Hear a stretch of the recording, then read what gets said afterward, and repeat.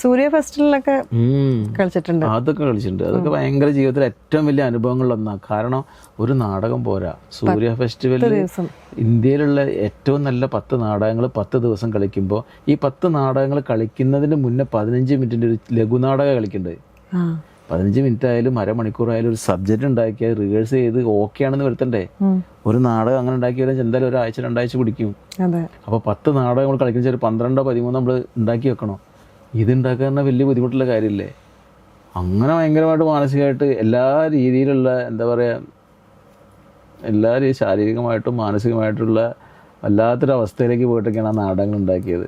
പക്ഷെ അവിടെ മുതൽ ഞാൻ മാറാൻ തുടങ്ങിയിട്ടുണ്ട്. കാരണം തിരുവനന്തപുരത്തേക്ക് നാടകം ഏറ്റു പോകുന്നത്. വീടുകളിൽ പോയി കളിച്ചുകൊണ്ടിരുന്ന ആള് നാട്ടുമ്പുറത്തുള്ള, ഇപ്പം ഞാൻ നിങ്ങളെ വീട്ടിൽ കളിക്കുകയാണെങ്കിൽ നിങ്ങൾ എന്ത് ചെയ്യും, നിങ്ങളെ വീട്ടിലെ ആളുകളും ചുറ്റുവട്ടത്തുള്ള ആളുകളും കണ്ടിട്ടുണ്ട്.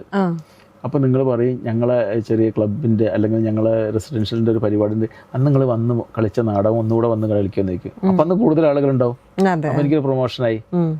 അപ്പോൾ അതിലൂടെ കളിച്ച് നമ്മൾ കേരളത്തിൽ ഇങ്ങനെ കളിച്ച് ധൈര്യം വന്നു കഴിഞ്ഞപ്പോഴാണ് തിരുവനന്തപുരത്ത് നിന്ന് സൂര്യ കൃഷ്ണമൂർത്തി വിളിക്കണതും ഒരു മാഷ വിളിക്കണതും 10 ദിവസം 10 പിള്ളേരെ കളിക്കാൻ പറ്റുമെന്ന്. മാഷ ഏറ്റെടുത്തില്ല. മാഷ എന്നോട് ഇങ്ങനെ വിവരം പറഞ്ഞു. അപ്പം ഞാൻ പറഞ്ഞു ആന്ന് പറഞ്ഞു. അങ്ങനെ ഞങ്ങൾ ആ 10 നാടകമായിട്ട് ഞാൻ വിനോദുണ്ട്, കാലടിയിലുള്ള അധ്യാപകനാണ്, മഞ്ജുളൻ ഉണ്ടായിരുന്നു, പിന്നെ സുരേഷ് തോലിൽ ഉണ്ടായിരുന്നു. ഞങ്ങൾ ഇവിടുന്ന് തിരുവനന്തപുരത്ത് പോയിട്ട് 10 ദിവസം 10 പിള്ളേരെ കളിച്ചു.